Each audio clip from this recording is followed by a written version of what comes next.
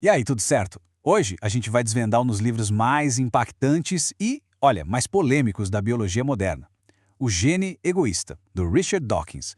É uma daquelas obras que vira uma chave na nossa cabeça, sabe? Muda o jeito como a gente enxerga a evolução e, no fim das contas, nós mesmos. Para começar, vamos pensar num verdadeiro quebra-cabeça. Num mundo que a gente aprendeu que é sobre a sobrevivência do mais apto, por que vemos animais se sacrificando pelos outros? Isso não parece fazer muito sentido, né? Essa é a grande pergunta que o livro se propõe a responder. Peraí, se cada indivíduo está lutando pela própria pele, de onde vêm esses atos de autossacrifício que a gente vê por todo o reino animal?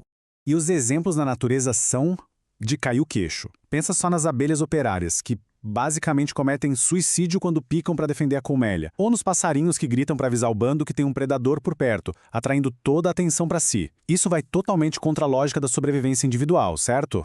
Bom, durante muito tempo, a galera tinha uma explicação que parecia fazer sentido, uma ideia bem intuitiva, mas que, segundo Dawkins, estava fundamentalmente errada. Essa teoria ficou conhecida como seleção de grupo. A ideia era a seguinte: a evolução favorece os grupos que têm indivíduos dispostos a se sacrificar. É uma ideia bonita, né? Ela se encaixa direitinho com os nossos ideais de moral, de cooperação pelo bem maior.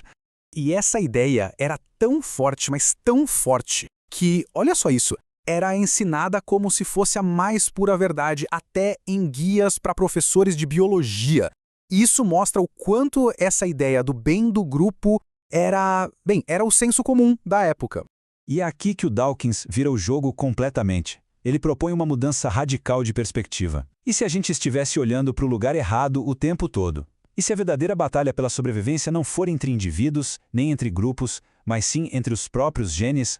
Essa é a grande sacada do livro, a virada de chave. Para entender a evolução de verdade, a gente precisa parar de olhar para o animal e começar a olhar para as pequenas unidades de informação que constroem esse animal.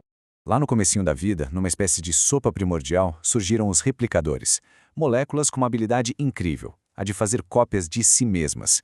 A competição entre elas deu o pontapé inicial na evolução. E os genes? Bom, os genes são os descendentes diretos desses replicadores pioneiros. E a gente? Onde a gente entra nessa história toda? Nós somos as máquinas de sobrevivência. Corpos supercomplexos, basicamente colônias de genes, construídos com um propósito bem claro, ainda que inconsciente: garantir que esses genes cheguem sãos e salvos na próxima geração. Essa frase é forte, né? Veículos robóticos cegamente programados. Mas calma, é super importante entender o que egoísta quer dizer aqui. Não é que o gene tenha maldade ou pense em si mesmo, nada disso. Egoísta aqui é só uma forma de dizer que os genes que sobrevivem e se espalham são aqueles cujos efeitos, por acaso, acabam servindo a seus próprios interesses de replicação. Simples assim.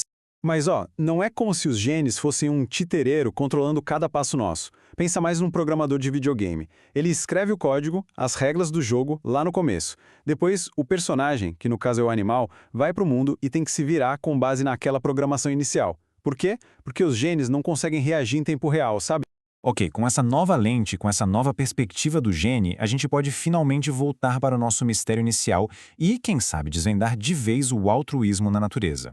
A solução é genial porque ela reformula tudo. O que parece ser um sacrifício nobre do indivíduo é, na verdade, uma estratégia genética muito esperta. E a chave para entender isso é a seleção de parentesco.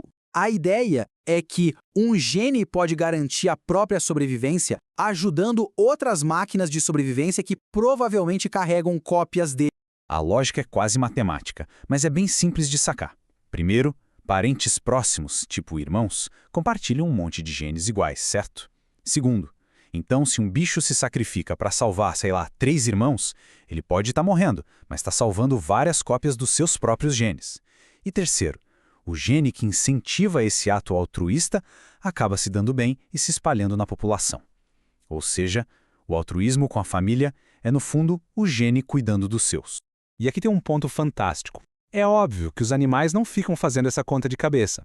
Como disse o biólogo J.B.S. Haldane, ele não parou para calcular a porcentagem de parentesco antes de pular na água para salvar alguém. A gente age como se tivesse feito os cálculos. A seleção natural já programou essas regras no nosso cérebro ao longo de milhões de anos. Mas a análise do Dawkins não para por aí na biologia. Ele pega essa ideia de replicador e a leva para um lugar totalmente novo e fascinante, a cultura humana. Ele argumenta que, bem recentemente na história da Terra, começou um tipo completamente novo de evolução.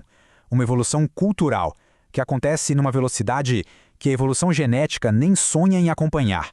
É algo muito mais rápido.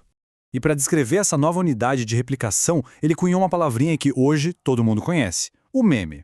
E não, ele não estava falando só das figurinhas engraçadas que a gente manda na internet.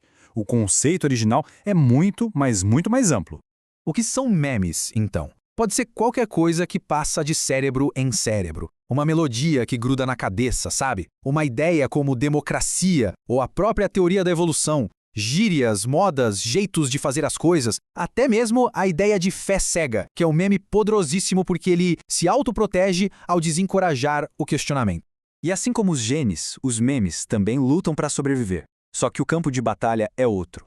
Eles competem por um recurso super limitado: a nossa atenção, nosso tempo, o espaço na nossa memória. Um meme de sucesso é aquele que consegue se alojar na nossa mente e se espalhar para outras. E tudo isso nos leva para a conclusão mais profunda e talvez mais esperançosa de todo esse raciocínio. O que isso tudo significa para a gente, como seres humanos? Se a gente é só máquina de sobrevivência programada por genes egoístas, a gente está condenado a ser egoísta para sempre? E a resposta do Dawkins é um sonoro não. A nossa consciência, que é um produto da evolução, e a nossa cultura, movida pelos memes, nos dão uma ferramenta única, a capacidade de ir contra a nossa própria programação biológica.